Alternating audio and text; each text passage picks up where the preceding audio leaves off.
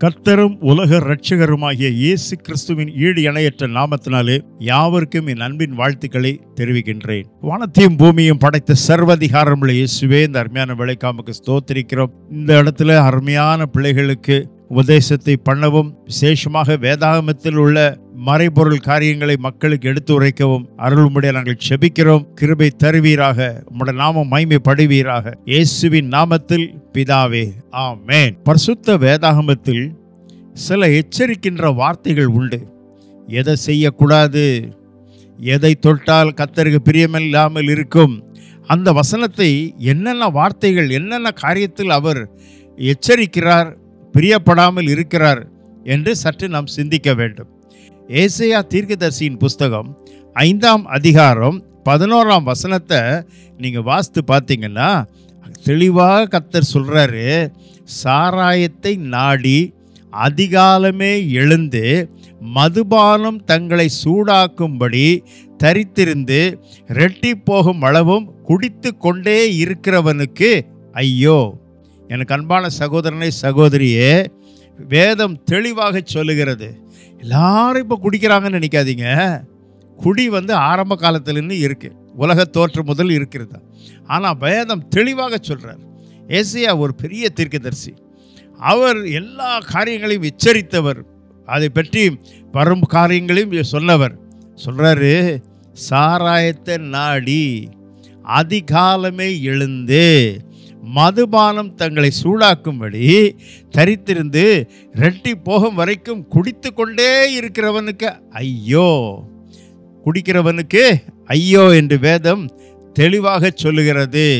எனக்கு அன்பான சகோதரனை சகோதரியே, அது உன் வாழ்க்கையை கெடுக்கும், உன் உயிரை வாங்கும், உன் அணுவணுவாய் உன்னை சித்திரவதம் செய்யும், உடல் உறுப்புகளை அழிக்கும். நீதிமொழியின் புஸ்தகம் 23ஆம் அதிகாரம் 29ஆம் வசனத்தை நீங்கள் பார்த்தீங்கன்னா ரொம்ப அழகாக இருக்குது. அந்த 29ஆம் வசனத்தை எவ்வளோ இருக்குது பார்த்தீங்களா? ஐயோ, யாருக்கு வேதனை, யாருக்கு துக்கம், யாருக்கு சண்டைகள், யாருக்கு புலம்பல், யாருக்கு காரணம் இல்லாத காயங்கள், யாருக்கு ரத்தம் கலங்கின கண்கள். இந்த சின்ன வசனத்தில் 5 கேள்வி இருக்கு. 5 கேள்வி இருக்கு பாருங்க. யாருக்கு வேதனை, துக்கம், சண்டைகள், புலம்பல், காரணமில்லாத காயங்கள், ரத்தம் கலங்கின கண்கள். இந்த 5 கேள்விக்கு அடுத்த வசனத்தை நீங்க பார்த்தீங்கன்னா 30ஆம் வசனத்தில் ரொம்ப அருமையா இருக்கு. மதுபானம் இருக்கும் இடத்திலே தங்கி தரிப்பவர்களுக்கும் கலப்புள்ள சாராயத்தை நாடுகிறவர்களுக்கும் தானே. பாருங்க, மதுபானம் இருக்கும் இடத்திலே தங்கி தரிப்பவர்களுக்கும் கலப்புள்ள சாராயத்தை நாடுகிறவர்களுக்கு தானே. 29ஆம் வசனத்தினுடைய கேள்வி 30ஆவது வசனத்தில் பதில் கொடுக்கிறது. எனக்கு அன்பான சகோதரனை சகோதரியே, இவ்விதமாக எவ்விதம் கொடூரமான காரியங்கள், தீய பழக்க வழக்கங்கள் நம் வாழ்க்கையை அழித்து விடுகிறது, சீரழித்து விடுகிறது. அந்த 31ஆம் வசனத்தை நீங்கள் பார்த்தீங்கன்னா, மதுபானம் இரத்த வர்ணமாய் இருந்து பாத்திரத்தில் பளபளப்பாய் தோன்றும் போது நீ அதை பாராதே, அது மெதுவாக இறங்கும். பாத்திரத்தில் பளபளப்பாய் தோன்றும் போது ஒருத்தன் அவன் டம்ளரை இன்னொரு டம்ளரில் தட்டிட்டு சியர்ஸ்ன்றான். நீயும் கெட்டு போடா, நானும் கெட்டு போகிறேன்னு அர்த்தம். எவ்வளோ பெரியா இருக்கும் பாருங்க. 32ஆம் வசனத்தில் முடிவில் அது பாம்பை போல கடிக்கும், வெறியனை போல தீண்டும். எங்கே பார்த்தாலும் இன்றைக்கு மக்கள் சீரழிந்து நாசமாய் போய் கொண்டிருக்கிறார்கள். தங்களுடைய குடியினாலே குடும்பத்தை அழித்து விடுகிறார்கள், தங்கள் வாழ்க்கையை அழித்து விடுகிறார்கள், சொத்தை அழித்து விடுகிறார்கள், மனம் உடல் உறுப்புகளெல்லாம் கருகி அழிந்து விடுகிறது. அந்த 33ஆம் வசனத்தில் பார்த்தீங்கன்னா, உன் கண்கள் பாரஸ்ரீகளை நோக்கும், உன் உள்ளம் தாறுமாறானவைகளை பேசும். குடிகாரன் குடித்த உடனே எப்படி இருப்பான் தெரியுமா? தாறுமாறாக பேசுவான், தாறுமாறாக பேசுவான். அவன் என்ன பேசுகிறான்னு அவனுக்கே தெரியாது. அவன் போட்டிருக்கிறது ட்ரெஸ்ஸு கூட அவனுக்கு தெரியாது, எல்லாம் கலந்து விழுந்துடும். ஆனாலும் அவன் அப்படி குடி போதையில் மிதந்துக்கிட்டு இருப்பான். குடி தான். வாழ்க்கையை கெடுக்கணும்னு போட்டால் போதாது, குடிக்கிறவன் குடித்து சீரழித்து நாசமாகிட்டு இருக்கான். ஒருத்தன் ஓவராக குடிச்சிட்டு ஒரு சாக்கடையில் போய் விழுந்துட்டான். சாக்கடையில் விழுந்து அந்த சாக்கடையில் பன்றிகள் அவனோட கூட படுத்து கிடந்தது. அவனுடைய மனைவி அவனை தேடி வந்து கண்டுபிடிச்சிட்டா. கண்டுபிடிச்ச உடனே சொன்னால், man is known by his friends அப்படின்னா, ஒருவன் தன் நண்பரால் அறியப்படுவான் என்று சொன்னான். ஆனால் உடனே பாருங்க, அந்த பன்னிகளுக்கெல்லாம் ரோசம் வந்துட்டு, இவன் கூட நாங்கள் படுத்துருக்கிறோமான்னு சொல்லி அவங்க எல்லாம் எந்திரிச்சு ஓடிட்டாங்க. ஆனாலும் அவன் தண்ணியில் தான் இருக்கிறான். பாருங்க அவங்க எப்படி இருக்கிறான். நீ நடுக்கடல் சயனித்திருக்கிறவனை போல பாய்மரத்தடியில் படுத்துகிறவனுக்கு இருப்பாய். படுத்து கொண்டு எப்பவுமே குடி போதையில் படுத்து கொண்டே இருப்பார். 35ஆம் வசனம் ரொம்ப அருமையாக இருக்கு. அந்த குடிக்காரனுக்கு என்ன ஆசீர்வாதம் தெரியுமா? என்னை அடித்தார்கள், எனக்கு நோகவில்லை. என்னை அறைந்தார்கள், எனக்கு சொரணை இல்லை. நான் அதை பின்னும் தொடர்ந்து தேட எப்பொழுது விழிப்பேன் என்பாய். எவ்வளோ ஒரு வேதனை தெரியுமா? குடிகாரனை அடிங்க, ஒன்றும் அவனுக்கு வலிக்காது. அவனுக்கு அறைந்தாலும் அவனுக்கு சொரணை இல்லை. நான் அதை பின்னும் தொடர்ந்து தேட எப்பொழுது விழிப்பேன். ஒரு குடிகாரனுக்கு அவனுக்கு மானம், வெக்கம், ரோசம், சூடு, சொரணை எதுவுமே இருக்காது. அவனை என்ன திட்டினாலும் அவன் உரைக்காது. என்ன ஆலோசனை கொடுத்தாலும் அவனுக்கு ஒன்றுமே தெரியாது. காரணம், குடி அவன் வாழ்க்கையை கெடுக்கும், சீரழிக்கும். அவன் வாழ்க்கையில் நரகத்துக்கு போய் அனுப்பிவிடும். எவ்வளோ பரிதாபமான ஒரு சூழ்நிலை. குடி நிமித்தமாக, குடியினால் ஒவ்வொரு ஆண்டும் பல லட்சக்கணக்கான மக்கள் இறந்து விடுகிறார்கள். அநேக லட்சக்கணக்கான இளம் பெண்கள் விதவியாக விடுகிறார்கள். பரிதாபமாய் இருக்கிறது. நீதிமொழிகள் 23ஆம் அதிகாரம் 20ஆம் வசனத்தை நீங்கள் பார்த்தீங்கன்னா ரொம்ப தெளிவாக இருக்கு. மதுபான பிரியனும் மாம்சம் பெருந்திக்காரனோடும் சேரக்கூடாது. அன்பான சகோதரனை, சகோதரியே, வசனம் உனக்கு கொடுக்குற ஆலோசனை, மதுபான பிரியரையும் மாம்ச பெருந்தினிக்காரரையும் சேராத. அவங்க கூட நீ எந்த விதமான நட்பு கொள்ளக்கூடாது. உறவு வேண்டாம். தண்ணி போட்ட ஆள் பின்னுதெல்லா காலு, இன்னும் எத்தனை நாள் இந்த மண்ணை கொஞ்சம் கேளு. சும்மாவா பக்தன் பாடியிருக்கான். நிலவா மோசமாக போய்கிட்டு இருக்கு. அடுத்தது அந்த 21ஆம் வசனத்தில் நான் பார்க்கும்போது, குடியனும் போஜன பிரியனும் தரித்திரராவார்கள், தூக்கம் கந்தைகளை உடுத்துவிக்கும். குடிக்கிறவன், போஜன பிரியவன் தரித்திரராவான். அவனுக்கே தெரியாது. அவனுக்கு குடிக்கிறதுக்கு பணம் வேணும், கடன் வாங்குவான், என்ன வேணால் செய்வான். முடிவு அழிவு, சீரழிவு, நாசமாக போவான்.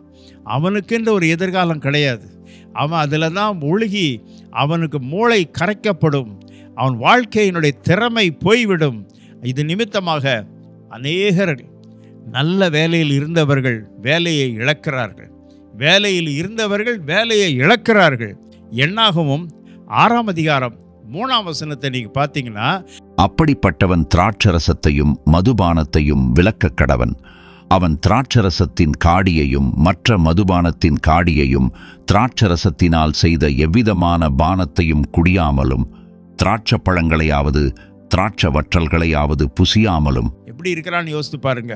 கடைசி மணி நேரத்தில் குடியை குறித்து மோசே ஆரம்ப காலத்தில் அதை தெளிவாக எழுதுகிறார்.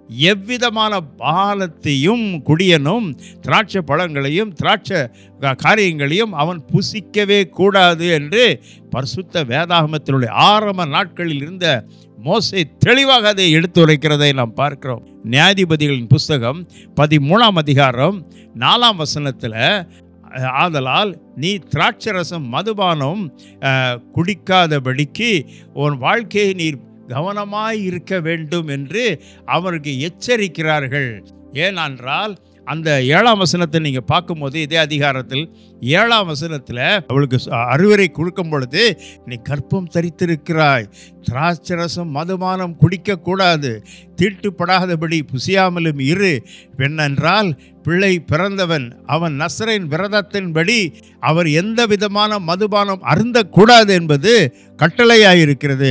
14ஆம் வசனத்தை நீங்கள் பார்க்கும்போது, அதே அதிகாரம் 14ஆம் வசனத்தில், திராட்சை செடியிலே உண்டாகிறது ஒன்றும் சாப்பிடாமலும் திராட்சரசம் மதுபானம் குடியாமலும் தீட்டானது ஒன்றும் புசியாமலும் அவனுக்குள் கட்டளை இட்டதெல்லாம் கை கொள்ள கடவது.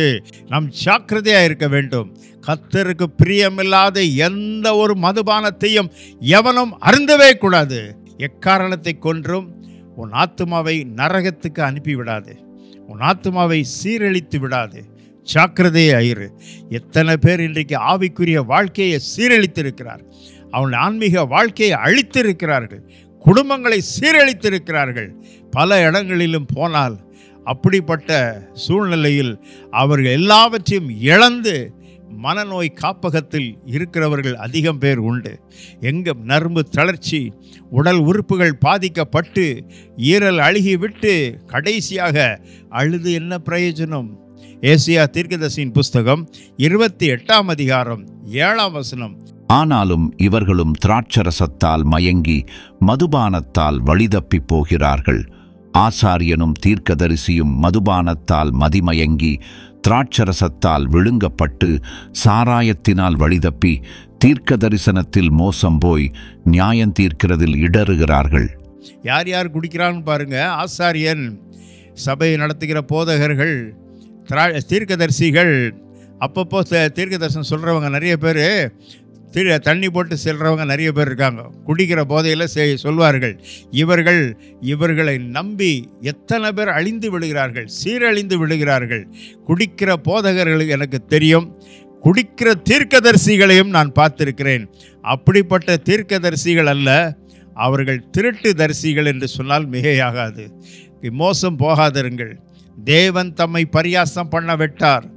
மனுஷன் எதை விதைக்கிறானோ அதையே அறுப்பார். ஜாக்கிரதையாக இருக்க வேண்டும். நம் வாழ்க்கையில் மக்கள் நம்மை பார்க்கிறார்கள். நம்மிடத்தில் இருக்கின்ற அக்கிரம காரியங்களை பார்க்கும் பொழுது அவர்கள் உன் மீது வைத்திருக்கிற நல்ல எண்ணமும் அழிந்துவிடும். பல இடங்களுக்கு நான் சென்றிருக்கிறேன். பல இடங்களுக்கு நான் போயிருக்கிறேன். துணிகரமாக ஆசாரியர்களும் தீர்க்கதரிசிகளும் குடிக்கிறவர்களை நான் பார்த்திருக்கிறேன். எவ்வளோ பரிதாபமான ஒரு சூழ்நிலை. கடைசி மணி நேரத்தில் வாழ்கிறோம். எனக்கு அன்பான சகோதரனை, சகோதரியே, நாம் ஜாக்கிரதையாக இருக்க வேண்டும். பாவத்துக்கு விரோதமாக எதிர்த்து நிற்க வேண்டும். கர்த்தருக்கு பிரியமில்லாத காரியத்தில் நம்மை விற்று போடக்கூடாது.